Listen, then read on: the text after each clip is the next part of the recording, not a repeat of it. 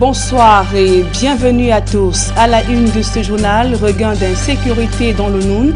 Des groupes de jeunes malfrats multiplient des agressions et braquages à main armée, imposant ainsi un climat de peur. Plusieurs d'entre eux sont tombés dans les filets des forces de l'ordre. Pluie d'hommage pour Simon Achidi Achou. Des sénateurs camerounais saluent le courage d'un homme exemplaire qui aura marqué son temps. Sa levée du corps a eu lieu ce jour du côté de Yaoundé. Voilà pour le sommaire.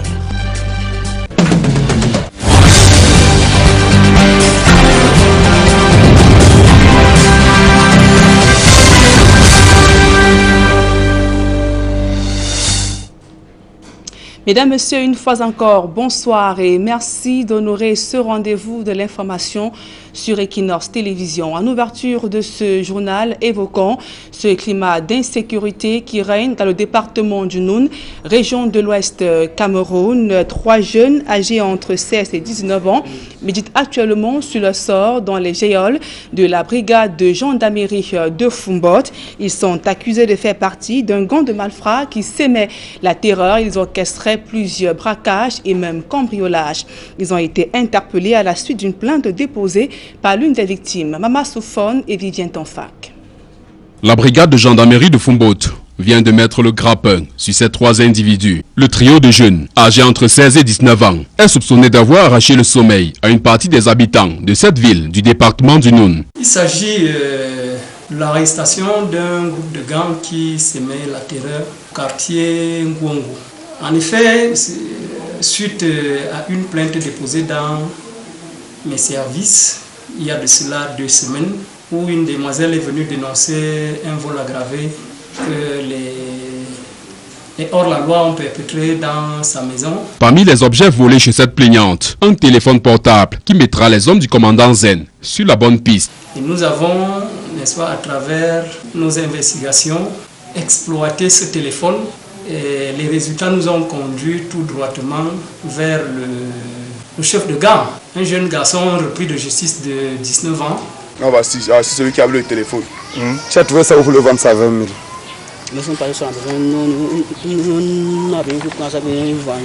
Tu as volé ça pour le vendre à ton ami. Une perquisition chez ces suspects permettra de retrouver des appareils électroniques, électroménagers, des lames de rasoir, des scies à métaux, des cartes mémoire, des poignards et une vingtaine de cartes SIM. Après ce coup de filet, la population est invitée à collaborer davantage. La collaboration est la pièce maîtresse qui, ma foi, nous aide à travailler. La population espère retrouver le sommeil après l'interpellation de ces jeunes dont la moralité est remise en question. Les acteurs du secteur informel sont très remontés contre le gouvernement. Ils accusent plusieurs ministres de bloquer leurs dossiers relatifs à leur recasement et financement de leurs projets. En dépit des instructions du chef de l'État, face à la presse ce jour à Yaoundé, ces opérateurs ont égrené le chapelet de leurs difficultés. Le reportage de Marcelin Gansop. La goutte d'eau qui fait déborder le vase vient de Garoua, où des espaces marchands en cours d'aménagement au profit des acteurs du secteur informel ont été détruits par les autorités de la ville. Le Lamido de Garoua nous a donné 11 532 mètres carrés pour recaser les sauveteurs. Et nous nous sommes rapprochés du MINCAF. Le ministre a écrit au délégué départemental qu'il doit transmettre au préfet notre dossier. Mais le dossier est calé là-bas depuis le 22 octobre 2020. Au MINCAF, ils nous ont demandé de mettre la terre en valeur. Nous avons construit 22 magasins, planté 150 arbres. Le maire et le préfet sont venus détruire tout ça le 21 mai 2021 ici. Pour le président de l'Association nationale des opérateurs du secteur informel pour la lutte contre la pauvreté, c'est la provocation de trop. Le ministre de l'administration territoriale pour la Tanganti, il demande au préfet de mettre en exécution ce que les autres camarades ministres ont demandé de faire. Il refuse de le faire. Même si c'est que l'association n'a pas raison, est-ce qu'on détruit les biens? Il faut passer, il y a les lois par rapport à ça. C'est pour dire que cela lutte contre le développement du Cameroun. C'est d'autant que toutes les initiatives tendant à faciliter la vie aux acteurs du secteur informel ont connu un cuisant échec jusqu'ici, imputable au laxisme, à l'inertie et au manque de considération de certains membres du gouvernement. Le chef de l'État, le 27 novembre 2020, a demandé au ministre de l'économie de faire un transfert de fonds au PIACI pour subventionner les 450 projets des membres de la NOCIP, ceux qui n'ont pas été financés. Ça fait 2 mois. Le premier ministre chef du gouvernement vient d'instruire encore le ministre de l'économie, M. Ousmane, la subvention des projets des leaders de la NOCIP. Rien n'a été fait. Qu'il s'agisse du recasement des opérateurs du secteur informel que du financement de leurs projets, les possibilités existent bel et bien, mais elles subissent des blocages que les porte-voix des masses laborieuses peinent à comprendre. Le chef d'État ne peut pas être en même temps président de la République, ministre, directeur, maire de la ville, préfet, sous-préfet. Nous avons fait une lettre d'audience au ministre. Il a refusé de nous recevoir parce que nous ne représentons rien. Vous savez que ce sont eux qui ont le pays. On ne considère pas les acteurs du secteur informel, nous sommes devant du pied. La migration des acteurs du secteur informel vers le formel ne serait finalement qu'un slogan creux qui peine à prendre corps. Les commerçants chassés du centre-ville de Yaoundé il y a 10 ans sont toujours dans la rue pendant que les espaces qui leur étaient dédiés ont été confisqués et attribués aux gros poissons. Sans transparence, la décentralisation ne saurait prospérer au Cameroun. C'est le postulat des experts comptables du Cameroun. Ces spécialistes de la gestion des comptes publics et privés saisissent l'occasion du contexte actuel pour souligner l'ouverture au principe de contrôle des comptes des municipalités comme gage de réussite du développement local. Georges Mitterrandam, Donald Brice Kamgan. Dans le déploiement actuel, les mairies se contentent de quelques rapports de la gestion des comptes administratifs et financiers. Pas certain que ces habitudes servent leurs intérêts et ceux de leur population. Les mairies sous la nouvelle formule, c'est une loi qui est récente aussi, c'est une loi de 2019. Donc on commence à peine à faire les premiers bilans. Mais nous voulons que la transparence ne soit pas le parent pauvre de cette réforme. L'impulsion qu'a donné le Code général des collectivités territoriales décentralisées en vigueur depuis décembre 2019 doit s'accompagner d'une bonne tenue des comptes par les municipalités.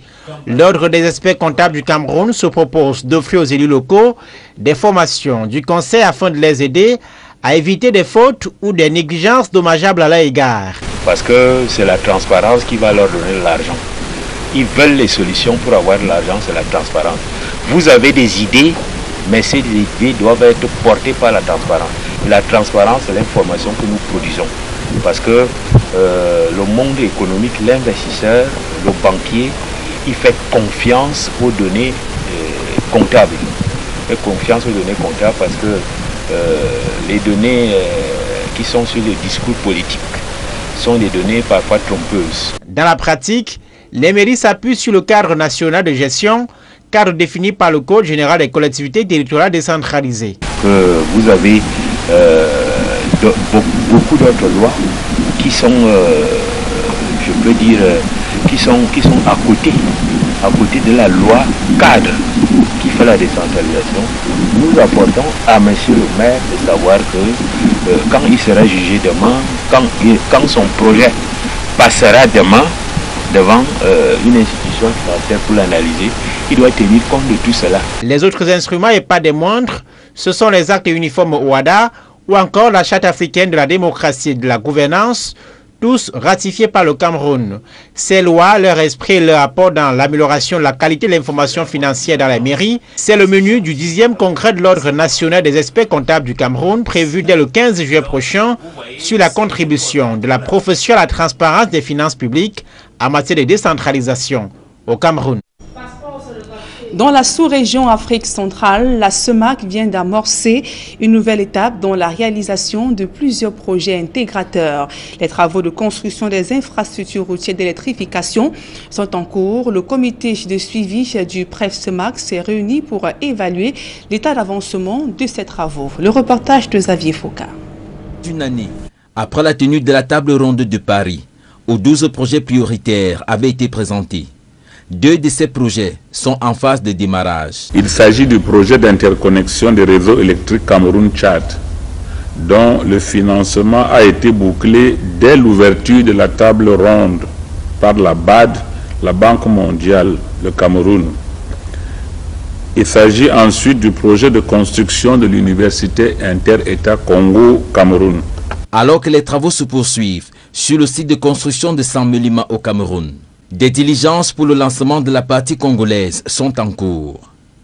Le comité technique de la CEMAC annonce pour décembre 2021 L'achèvement de l'instruction de 2 autres projets dont les travaux devraient débuter au cours du premier semestre de l'année 2022. Il s'agit du projet de construction d'un pont sur le fleuve Ntem, y compris les raccordements routiers, et le projet de construction de la voie express pour la baie Campo entre le Cameroun et la Guinée équatoriale. Les conclusions des travaux de plusieurs autres projets sont également définies.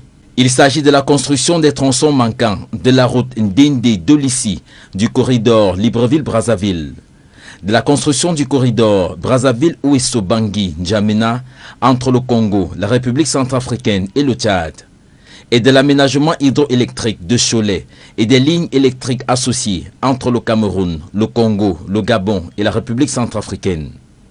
Ces avancées ont été présentées lors de la 3e session du comité technique de suivi des projets intégrateurs de la CEMAC.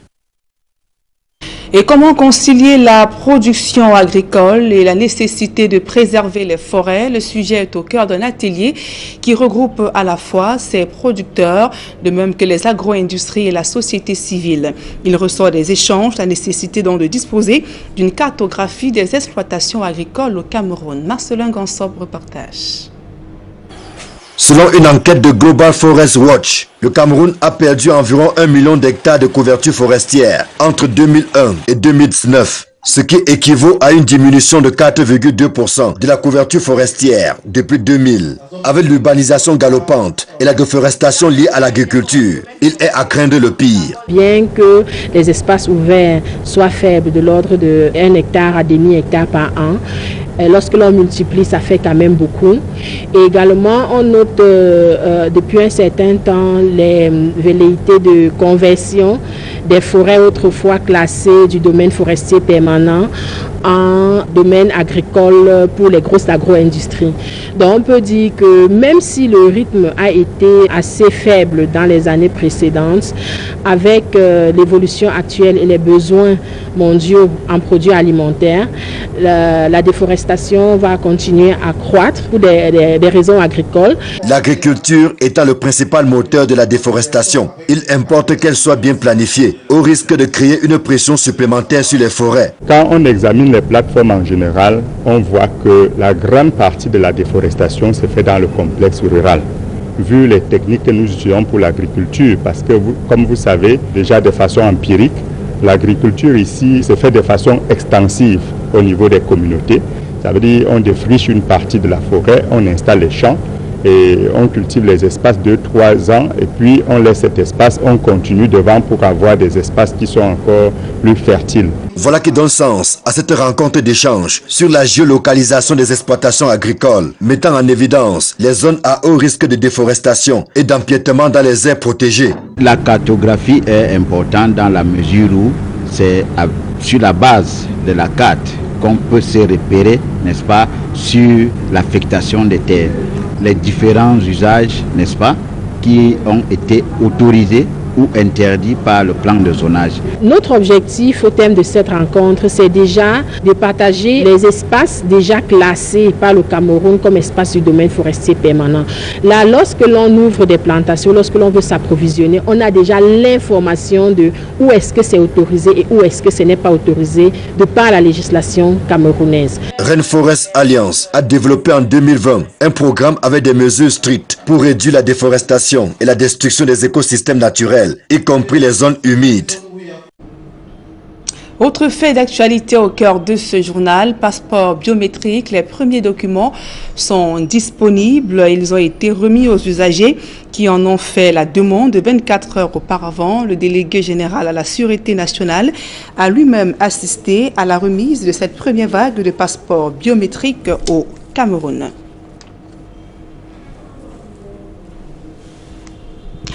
À présent, les hommages du Sénat camerounais à Simon Achidi Achou. Les parlementaires saluent le parcours d'un homme exemplaire qui aura marqué son temps et de même qui s'est illustré dans la marche démocratique au Cameroun. La levée du corps de l'ex-premier ministre camerounais a eu lieu ce jour à la morgue de l'hôpital général de Gizogo.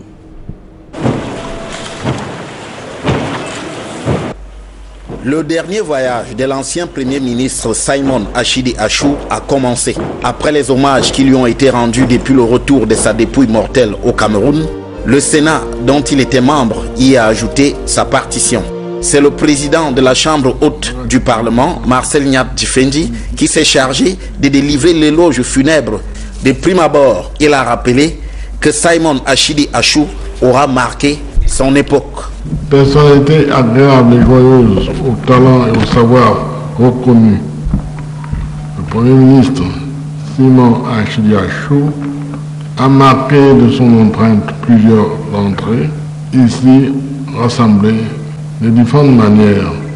S'attardant sur son rôle en tant que Premier ministre dans les années de Braise, le président du Sénat a souligné son action pour un retour à la normale.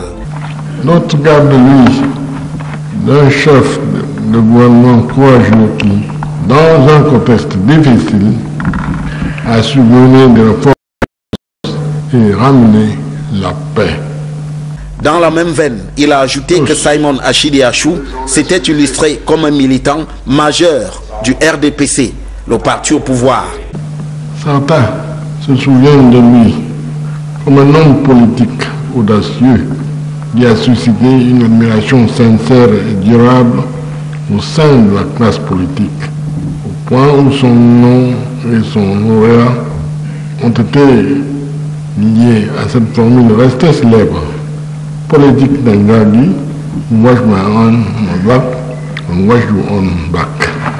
Au fond, a conclu Marcel Nyat Tifendi, l'ancien Premier ministre Simon Achidi Achou se sera affirmé comme un démocrate bon teint.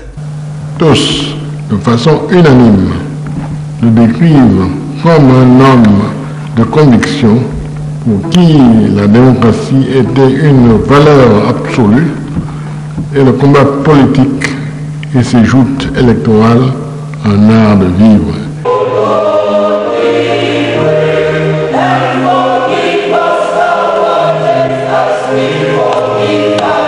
Décédé le 4 mai dernier aux États-Unis des suites de maladies, Simon Achidi Achou sera inhumé dans son village natal Santa, dans la région du Nord-Ouest. Et dans la perspective de la CAN 2022, le gouvernement camerounais menace de résilier le contrat de certaines entreprises engagées dans la construction des voies de contournement qui mènent au stade de Kwekong à Bafoussam, dans la région de l'Ouest. Descendue sur les lieux, la ministre de l'Habitat, Célestine Kétia-Cortez, s'est indignée face à la lenteur des travaux et donne 4 mois à l'entreprise ESA pour livrer le chantier. Les précisions dans ce reportage de Leclerc Sakem. Sur les voies de contournement qui relient Tobeu de Banjoun au stade de Kwekong dans la région de l'Ouest, en faveur des chantiers de la Coupe d'Afrique des Nations que le Cameroun accueille dans les prochains mois, la ministre Célestine Kétia-Cortez exprime son mécontentement face à l'entreprise ESER qui fait du surplace. Vous savez pourquoi tu as la prison à cause de ça? Donc vous avez pris un engagement. Demandez-lui, on est à 4 mois. Là, la route s'y doit passer. Quand vous voyez l'état de la route, quand vous voyez, on voit qu'il n'y a même pas de travaux, il n'y a rien. Il n'y a rien. Vous avez porté un engin, ça vous a coûté peut-être 100 000 pour l'amener ici. On voit que l'engin n'a rien foutu depuis 1 an, 2 ans. Et est-ce que ça ne vous inquiète pas? Moi, ça m'inquiéterait. Même si j'étais du côté de l'entreprise, ça m'inquiéterait. Cette falaise longue d'environ 5 km constitue pour cette voie de contournement la mer à boire pour l'entreprise qui semble y avoir déposé les armes. Sur place, les engins sont à l'arrêt. La ministre, dépassée par les événements, menace de resigner le contrat de l'entreprise turque en sorte des travaux. La visite s'est poursuivie sur plusieurs autres sites, notamment le stade Kwekong et municipal de Bouda pour les parkings, l'aménagement de la voirie dans les villes de Bafoussam, Bouda, Son et Banjoun. Le parc des loisirs de la ville de Bafoussam, l'électrification et autres projets C2D ou sur financement BIP, des projets livrés pour certains et en cours d'exécution pour d'autres. Je constate que ce soit à Tchon ou à Bouda, nous sommes à 100%. Quelques petites inquiétudes par rapport à la engorgée Bafoussam en partant de Tobeu pour Kwekong. Mais je pense que nous allons pouvoir, dès cette semaine, adresser cette question. Et donc, pour qu'il d'ici à la fin du mois de novembre, toutes les voies soient achevées dans la région de l'Ouest. Au-delà de la CAN, les populations de la région de l'Ouest ont pour vœu de voir l'ensemble de ces chantiers livrés afin de faciliter la mobilité humaine, la circulation des biens ainsi que la réduction de l'insécurité. Et voilà qui nous conduit sur le chemin de la CAN 2022 au Cameroun. Et ce soir, au journal de 20h, nous parlons justement de la tournée de l'équipe du Front de Libération Nationale en Asie, dans les pays socialistes. Les footballeurs algériens, déserteurs du championnat français, avaient rencontré de grands dirigeants tels que Mao Tse-tung et bien d'autres. Jean-Paul Chouniat, reportage. Ce programme vous est offert par Kadibir. Notre patrimoine, c'est vous.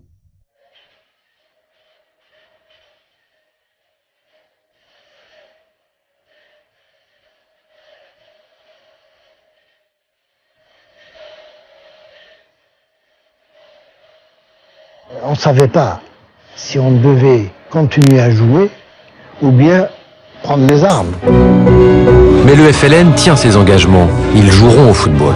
Une fois les déserteurs de footballeurs professionnels algériens installés confortablement à Tunis, sous les bons auspices du président Habib Bourguiba et des combattants du Front de Libération Nationale, l'équipe du coach Mohamed Boumzrak et Mortar Aribi engage des séances d'entraînement pour une mise au point physique en vue d'une longue tournée internationale.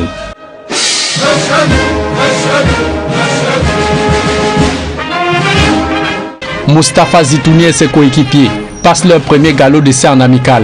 Victoire 6-1 sur les Aigles de Carthage de Tunisie, le 3 mai 1958, au stade Tchedlis Huiten de Tunis. Un test grand format en prélude à leur premier match officiel, 6 jours plus tard, contre les Lions de l'Atlas du Maroc. Sur les mêmes installations, ils signent leur première victoire, 2-0, sous les couleurs vert et blanc du FLN. Après avoir dominé un bon moment, ça y est, Zitouni marque le premier but. L'équipe d'Algérie ne va pas s'arrêter en si bon chemin. L'équipe défensivement en difficulté, l'attaquant de l'AS Monaco, Kadour Bekloufi, se reconvertit au poste de défenseur, appuyé par Kaldi Amadi, un autre défenseur algérien résidant en Tunisie, qui entre-temps a rejoint le groupe. Mise au point, la délégation quitte pour la première fois la Tunisie en juin 1958 dans des conditions de voyage assez rudes. Les premiers voyages se font en bus, en minibus. On traverse comme ça des déserts. On part de Tunis et puis on traverse toute la Libye, puis on va en Égypte et puis on arrive à Jérusalem. Suite à une plainte des colons français à la FIFA sur la désertion des footballeurs algériens, plusieurs pays sollicités voient d'un très mauvais œil cette sélection du FLN.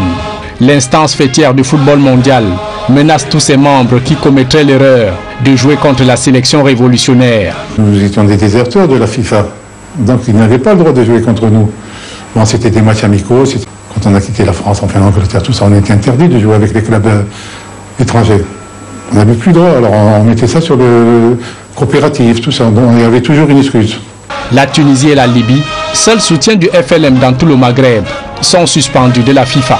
Siège de la frêle Confédération africaine de football, à peine âgée de 2 ans et muette sur les turpitudes de l'équipe du FLN, la République arabe d'Égypte se tient très à distance de ce conflit larvé pour éviter de nouveaux ennuis au lendemain de la guerre qui l'a opposé, le 29 octobre 1956, à la France, le Royaume-Uni et l'État d'Israël à propos de la nationalisation du canal de Suez. NASA responded by nationalizing the Suez Canal. Un seul pays a le courage d'aligner son équipe nationale contre celle du FLN, le Maroc.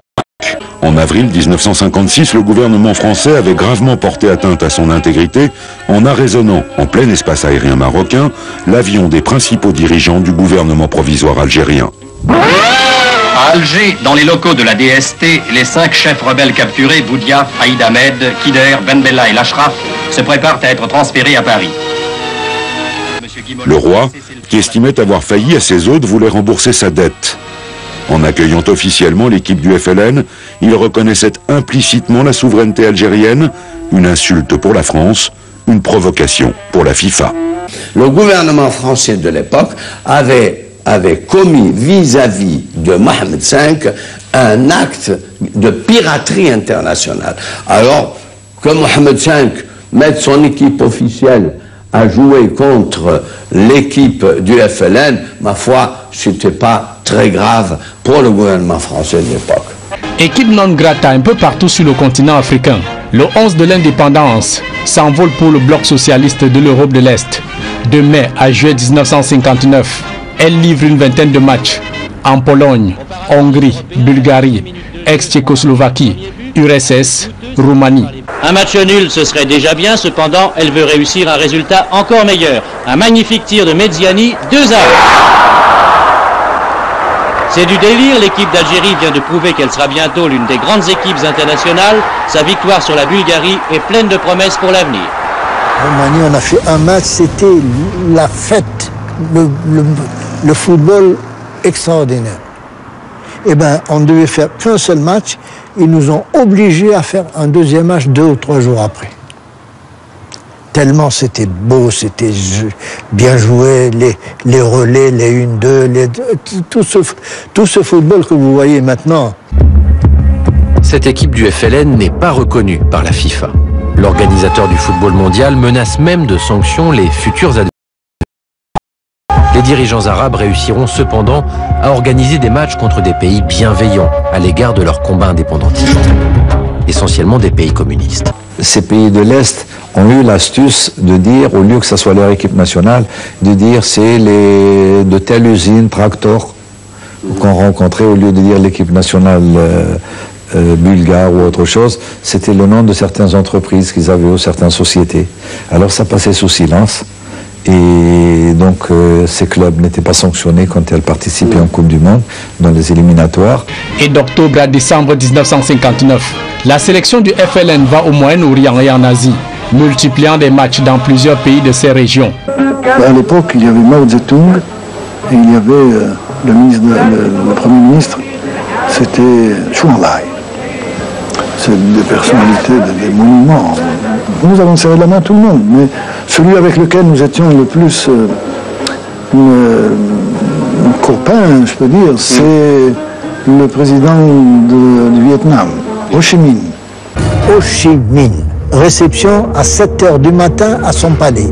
Ensuite, petit déjeuner rapide, etc., léger, et le bonhomme avec des espadrilles fait avec des caoutchoucs de pneus, attaché avec le truc, un pneu, tu mets ton pied et tu l'installes. C'est incroyable, c'est pas possible. Ho Chi Minh. Et son ministre des Affaires étrangères, Pham Nguyen Long. On les avait battus à l'époque 7-0.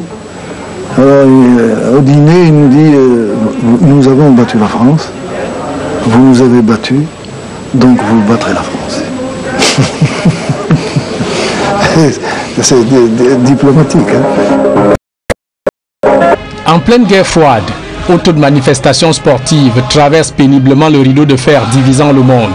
Aucun club, ni sélection du bloc capitaliste de l'Ouest, croise le 11 de l'indépendance du Front de Libération Nationale.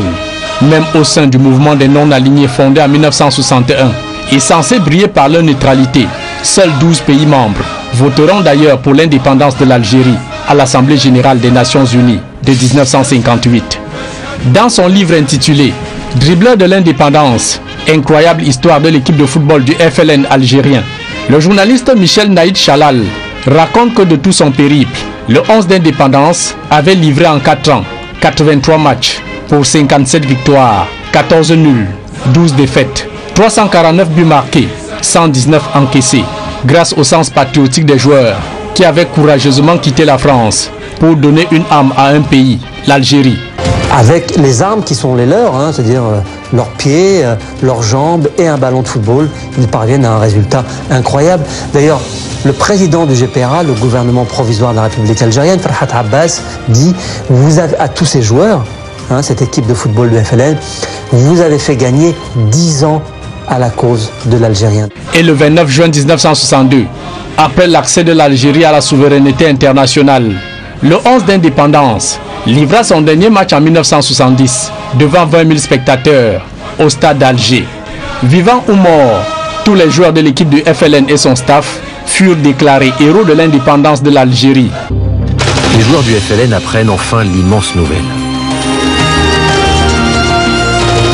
5 juillet 1962, l'Algérie acquiert son indépendance. Les hommes qui ont composé l'équipe du FLN sont eux aussi salués pour leur engagement. Ce programme vous a été offert par Kadibir. Notre patrimoine, c'est vous. De l'information à caractère commercial à présent, Orange Cameroun, aux côtés des fidèles musulmans, notamment les plus démunis, à travers chaque paiement effectué via Orange Money, un pourcentage est reversé à la cagnotte caritative pour soutenir des familles en situation difficile. Reportage. Ramadan est synonyme de partage. Chaque année, Orange accompagne tous ses clients de confession musulmane durant ce mois de jeûne. Cette année, du 1er au 31 mai, pour chaque paiement effectué via Orange Money, au dièse 150 étoiles 47 dièse, dans tous nos points partenaires sur l'ensemble du territoire, nous avons reversé un pourcentage de 0,1 de la valeur du paiement fait dans une cagnotte à but caritatif. Elle servira à plusieurs œuvres sociales sans discrimination de région. Un montant de 15 millions a été collecté pour des dons dans les associations sélectionnées.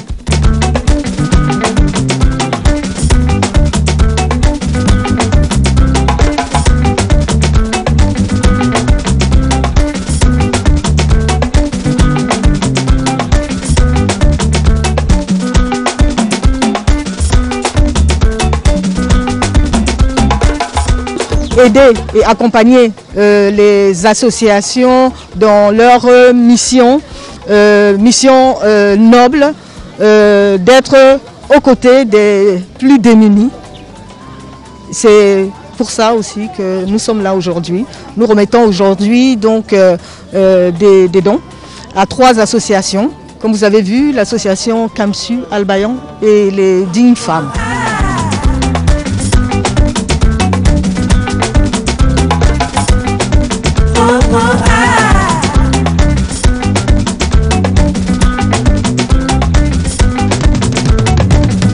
Nous sommes tellement contentes.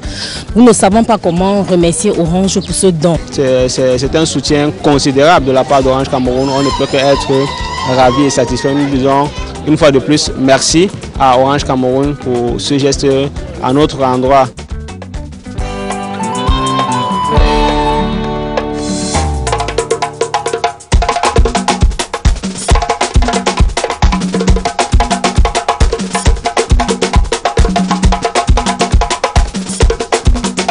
Vraiment, nous sommes très ravis.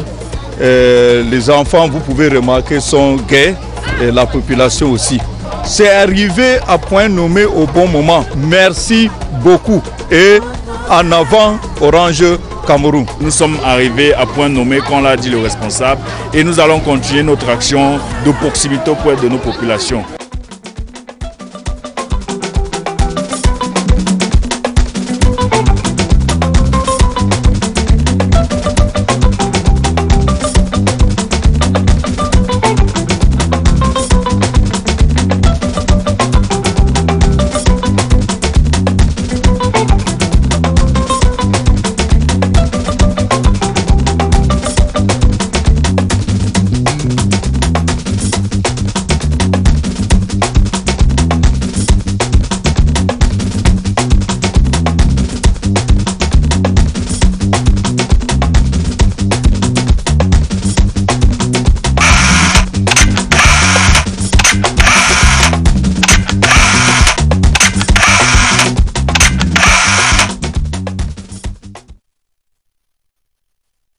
Mesdames et messieurs, merci pour votre aimable attention. Retrouvez dans un instant Duval Fangwa et ses invités sur le plateau d'Equinox Soir. Et Duval, vous revenez justement sur l'hommage rendu ce jour à Simon Achidi Achou au Sénat, de même que la disponibilité des premiers passeports biométriques au Cameroun. Duval.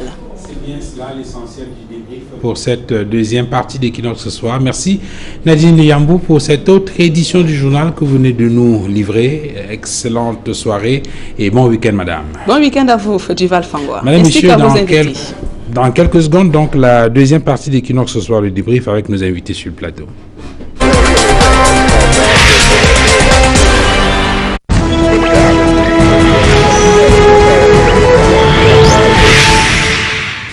Retour sur le plateau d'Equinox Soir avec nos invités, Maître Augustin Gueffak, avocat au barreau du Cameroun, Albert Anatole Aïssi, journaliste, et Fossin Zodjou du Mouvement pour la Renaissance du Cameroun. Messieurs, je propose deux sujets pour cette deuxième partie. Maître Augustin Gueffak, le passeport biométrique